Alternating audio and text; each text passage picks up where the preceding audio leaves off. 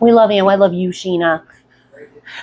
I'm going to make it weird. I don't even know what to say. Mic, check 1 2 1 2. Hi. Hi, Sheena. Nurse psychotherapist Sheena. Take 2. Is it on?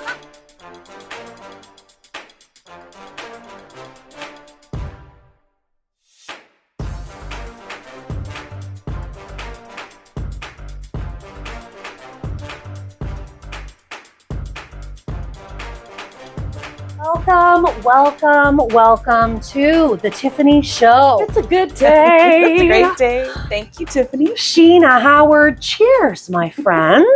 My nurse psychotherapist friend. Live today, Euphoria Wellness Spa Cafe, 290 Water Street, beautiful downtown Peterborough. The show on Kojiko and Your TV, and of course, my social media channels. Sheena. My Sheena. We've been friends for quite some time. I have only, and I think I said this on stage at the International Women's Day, because I was lucky enough to have you come in and speak. It was such a good day. Oh, it was so awesome. So vibrating. I know, you were amazing on a stage. Oh my gosh. How does she keep that up? For days. The reactions from the people in the room and the crying. Oh, I know. It's beautiful. I felt really, really lucky because, of course, as a nurse psychotherapist, you go and train and teach and speak internationally, nationally. I have, but yes, I have, but I felt like it was a real score to be there with you. So it was great. It was a real honor to be invited. And all of those other women that we shared the stage with, they were just, their stories were inspirational. It just made for such a wonderful feeling. Yeah. Thank you for doing that. Filled the cup. Thank you. Honestly, welcome. I felt like I was the lucky one. So Sheena Howard, lots of things about you. You have a beautiful life, beautiful journey, deep story, deep roots, big heart. Why don't you tell us a little bit about yourself? What do you like? What do you not like? What are you drinking today? Well, this is a decaf cappuccino because I can't, if I drank caffeine, I would be I'd be vibrating it right out of here. So, but my favorite thing to drink that's caffeinated is a London Fog. Oh, my favorite around 2 o'clock, 2:30. That is a good treat. Yep. Do you ever make them yourself at home? I do. Me too. I do, but I like them from here. Right? Yeah. I can't make them the same. No, they're not the same. No, and I try to. They make me like a lemonade hibiscus here. It's like a hot lemonade with a hibiscus tea in it. It's one of my favorite drinks. I try to do it at home and never. Doesn't taste the same. It's the love. No. Yes, it is. It's the love. It's the love. More love. More love is always better. Yes. Yeah. Did you grow up in Peterborough? Born and raised, and then I moved away for school, and then went way out west to a fly-in, boat-in only community called Haida Gwaii. What? Masset, it's the name of the town, for 6 years. Masset for 6 years. Yeah. What was that like? Like a typical 20-something. I sold everything and was like, let's go out west. Let's see what happens. And so it was great. It was amazing. It was a real change from living here in Peterborough. And then I met my wife out there, and we had our first child out there. What? Yeah. I didn't know that. Yeah. I met her on my very first day of my very first nursing job. Oh! Was it love at first sight? Almost.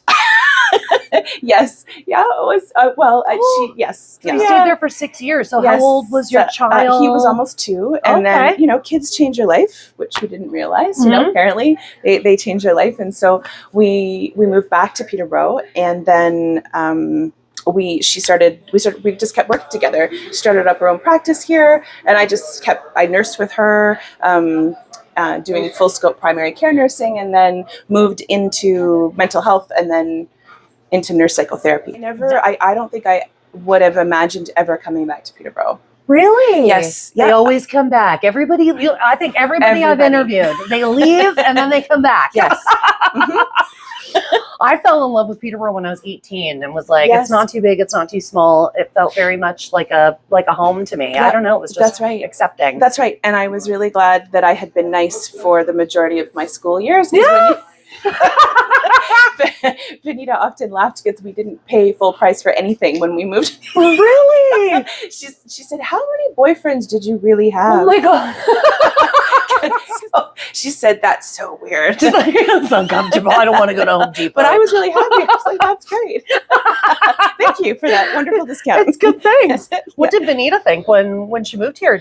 Was she kind of right into the community side? Yeah, she jumped right in, and it's Peterborough is pretty. It's a wonderful, beautiful town, and it's also pretty white. Yes. And so, as a brown woman, some of it was a bit difficult to negotiate. That's fair. But definitely people really were excited to have a new doctor in town. They were excited to have a female physician. And so she didn't at that point interview anybody. She just took on 1,500 patients.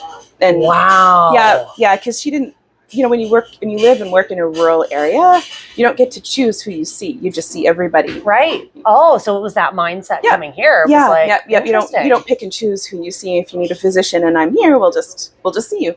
Yeah. And then from there, her practice grew and shifted and changed. And then we ended up working and doing care for trans folks. Such a need and like a gap. Yeah. A gap in the system too for support services. That's for right. sure. Yeah. How long have you and Vanita been together? It last month was February. It's 20 years. 20 years. 20 years. We had our first date. Oh my God. Gideon and I are 20 years from our first date this year. Nice. Yes. Nice. And we've been married on July 1st. It'll be 18 years. Oh, that's beautiful. I waited 12 years to get married. I'm a commitment phobe. I'm not. We just waited for no good reason. Well, they're expensive. Yes, they are. Really expensive. And we had foot the whole bill. And when I say we, I mean Gideon made more money than me at that time, so he had fit the whole bill. Yeah, it's but not that's easy. How you got to take. We got married on our land out west, and we invited the entire island because this is an island that is a set of islands that's close to Alaska, and it's still in Canada, but. So when you are in a tiny community, you can't just invite one person, right? And so we put an ad. We put an ad in the local newspaper, and then for those of you that are listening that would remember this or watching, the emergency scrollers, where it's like one channel on your television where it would show you the tide points and any events that were happening in the community, and so we put an ad on the television. Stop! You did? We did. So the whole community. We had, I think, almost over 400 people came, including tourists that showed up. Oh my! Yeah, it was so fun. It was so fun. How we used the chairs from the local hall. People brought their big tents and things and helped us set those up. It was really great. Oh, it was really fun. How special. Yeah. 400 people. That community showed up. Yes. Yeah. And it was potluck. Even better. I love other people's food. I know. Yeah, that's great. The best way to go. Yeah. Did you guys, when you moved, did you drive back to Peterborough, or was it a flight, a pack and flight? Yeah, well, we had to fly. We drove both of our cars down to Vancouver, and then we put our cars on the train, and then we flew back with 3 dogs, a 20-month-old, and both of us. Oh, wow. And they're still married 20 years later. Or 18 years later. 18 years later, still in love. Yeah. I love that. Yeah. But nothing will test a relationship like that, I'm sure. You're right. Yeah, fair. So, RN, nurse psychotherapist, you're also into love-led leadership and guiding other leaders to that mindset so they can perform better. What inspired you in life to help others? I think it started with my parents and my grandparents. I had 4 sets of great-grandparents. Oh, lucky you. It was a real sense of dedication to family and community. It was important for our family to help their neighbors, to help their people. And then when you're a kid who struggles in school and you're quite smart, but people think that you're not working hard enough or working up to your full potential, it can get, you can feel really low, right? Yeah. Sad about yourself and all of that. And that was my experience. At school, I did mostly well in school, but it was a huge struggle. And I heard a lot of, you talk too much, you smile too big, you're too loud, you are, you only want to talk to your friends, you don't use your time wisely. If only you dedicated yourself or stopped talking to your friends, you could do better in school. And I heard that all through elementary and high school,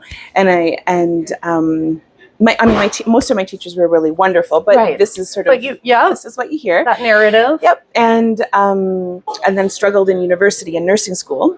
In fact, I failed a few classes, and I had to leave nursing school and then retake the courses and then get back in and then finish it up. So anyways, that plus still struggling in school, having undiagnosed learning disabilities and ADHD, and then also knowing that I was different and that I was probably a lesbian, but probably shouldn't talk about it because in the mid 90s, it's not something that you do.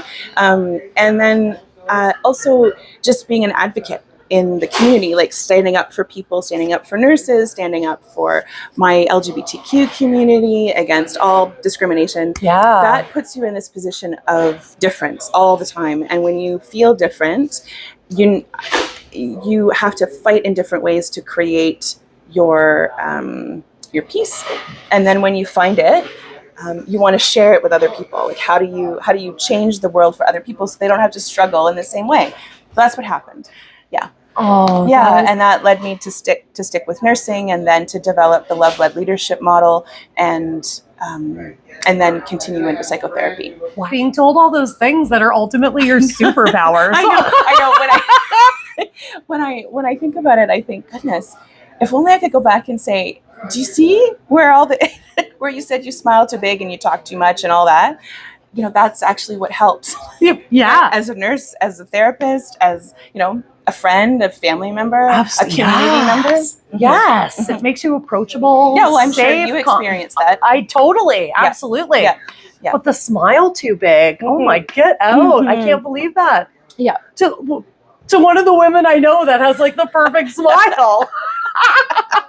Thanks, Tiffany. It's tough going through school and kind of negating or maneuvering around that narrative that gets instilled in us in those developmental stages. Yes, and you end up feeling like you're not clever. You're not smart. You're not good enough. And I struggled in math. I still don't know my times tables. Oh, I'm terrible too. I'm also not good with math. Yeah, and I struggle with all kinds of things as it relates to numbers, but however, I have a real gift at being able to connect with people, and also being able to pattern out complex histories and stories, and that's around their health and mental health, and that's what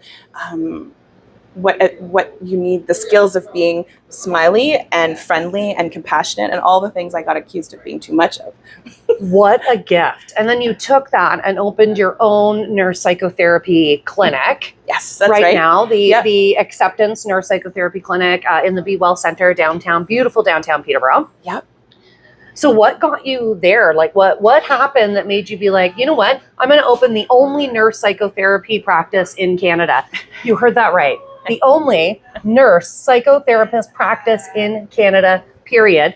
You have, I want to say maybe 6 or 8 different associates under that umbrella. That's right. So it's, it's been a long haul to get there. But essentially what happened is when I get told not to do something or that I can't do something, that's the best way to get me to do it. Those are my people.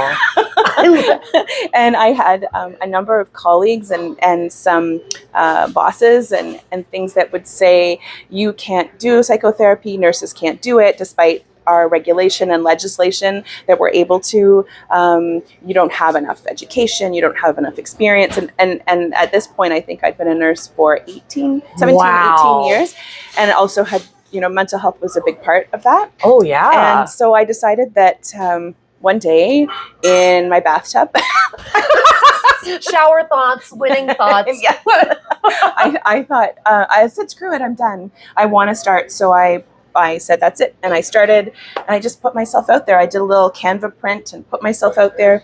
And then my practice was full in 6 months. What? And it sort of countered that idea that we couldn't do it. Yeah, absolutely. And then more nurses were saying, I didn't know we could do this. How did you get started? And so then I started coaching some folks from that model of love-led leadership and offering my experience, what I'd experienced. And then people said, well, I'd like to work with you.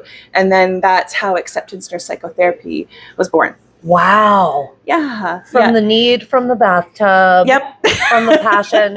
Well, it's just a bit ridiculous because, I mean, nurses know people. They know that's our vocation, is to know people, to care for people, to understand them in a real holistic way.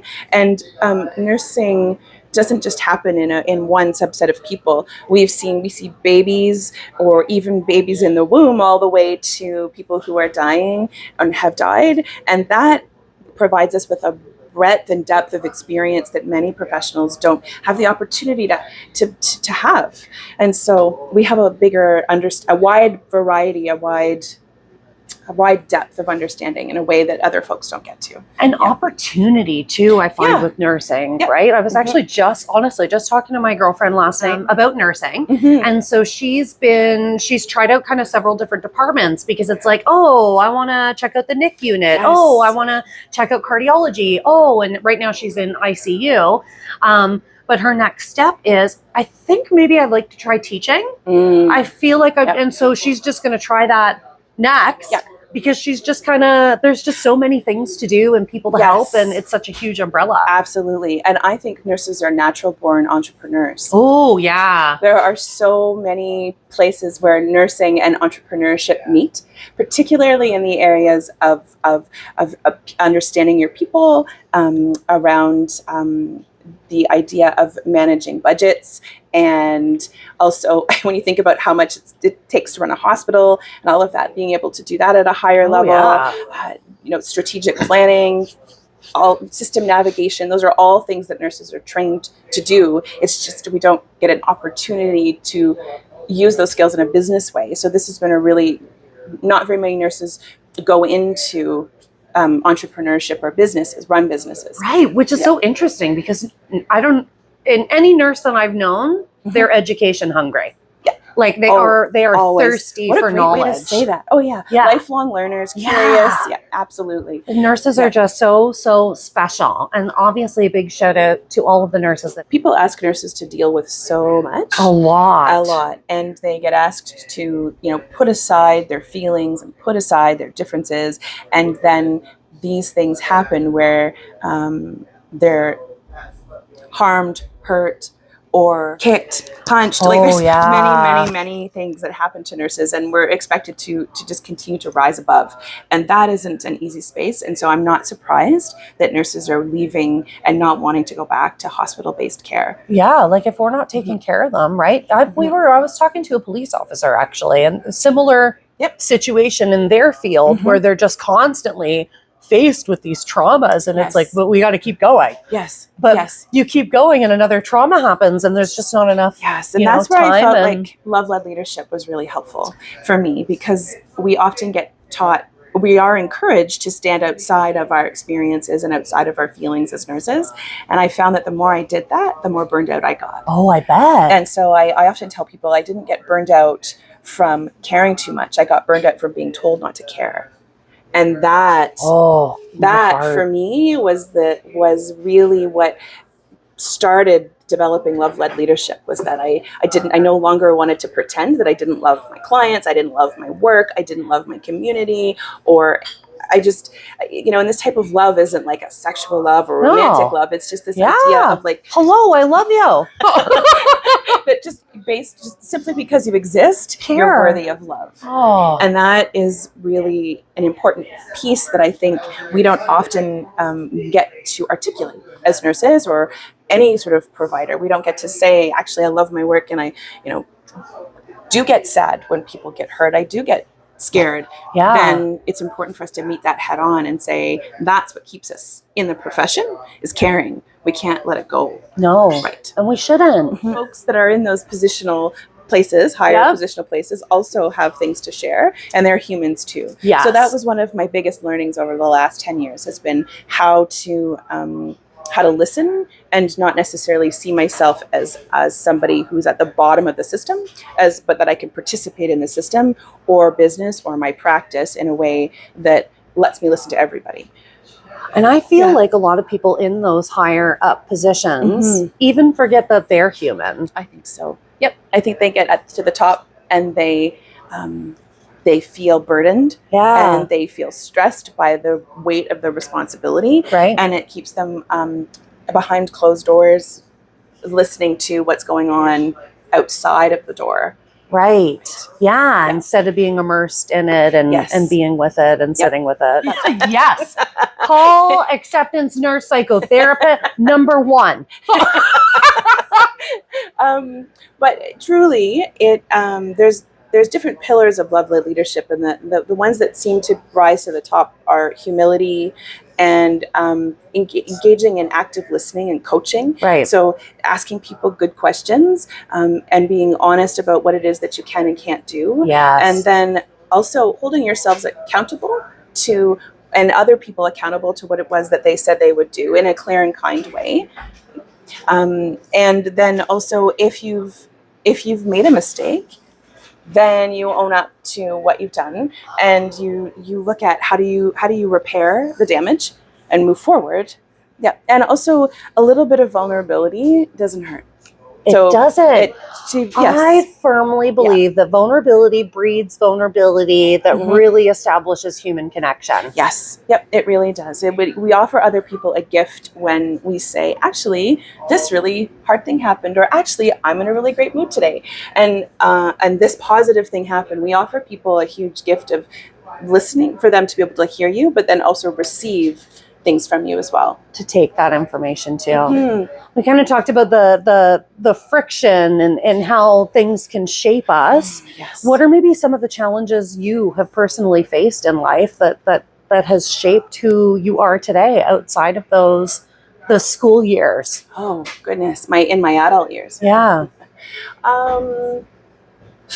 Well, I would say moving across the country. Oh yeah, was one. That's a big one. Moving across the country, being so naive that I really didn't fully understand how far away I was going from my family when I moved out west. Oh wow. It is the edge of the world. Like the continental shelf is not very far off. Wow. The edge of the world.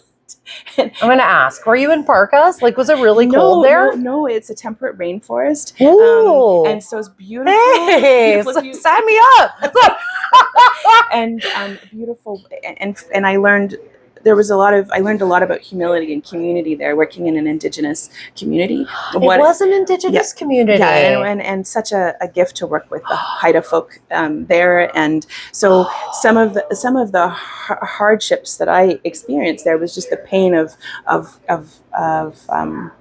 that wasn't my experience, but certainly just witnessing people's pain from leftovers from residential school and what that meant, and then living in a place where, for example, if the barge didn't come in, there wasn't milk or food or formula for babies, and that is all difficult. That's all really difficult things, and so when you're faced with that, you learn a lot about how to get really creative. Right. And that's right.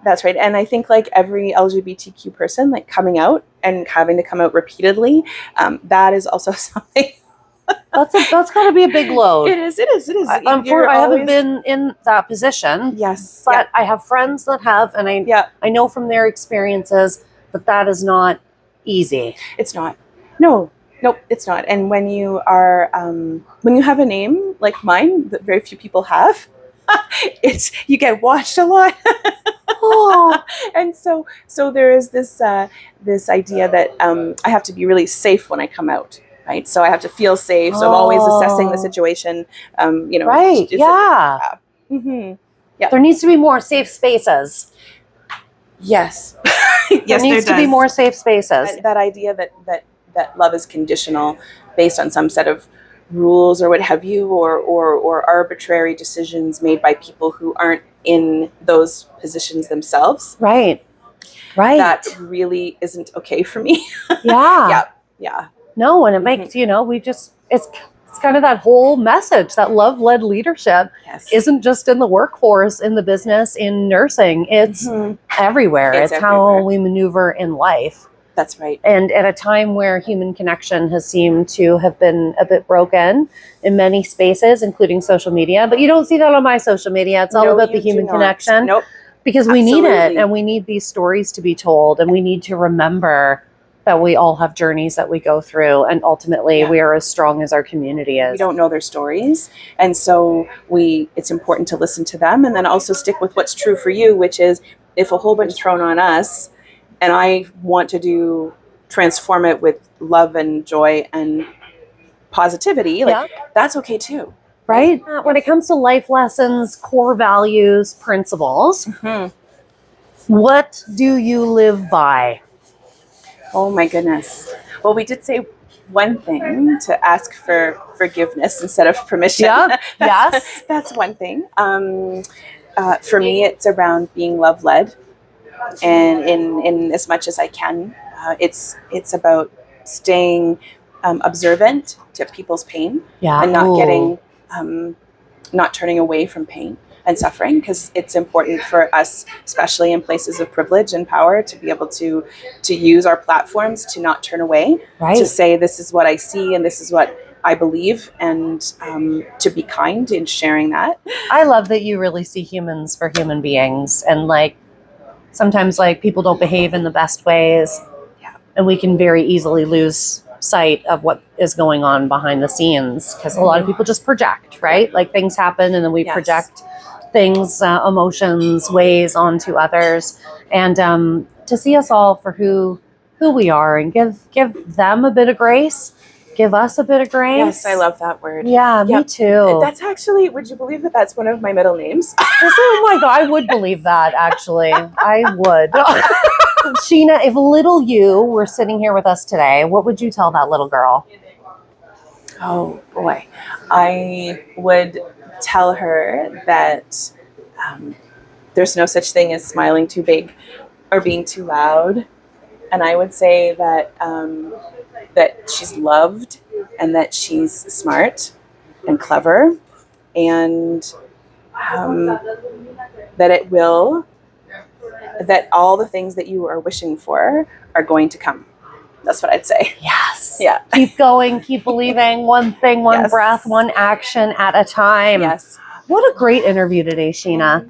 Thank you. I thank you for sharing with us. It's just really important to me. It's part of my mission to have conversations and get to know people on a different level, on a different layer. Yep. Acceptance Nurse Psychotherapy at the Be Well Center. If we want to reach out and have a conversation with you about that, what's the best way? Absolutely. Go to the website, acceptanceclinic.ca.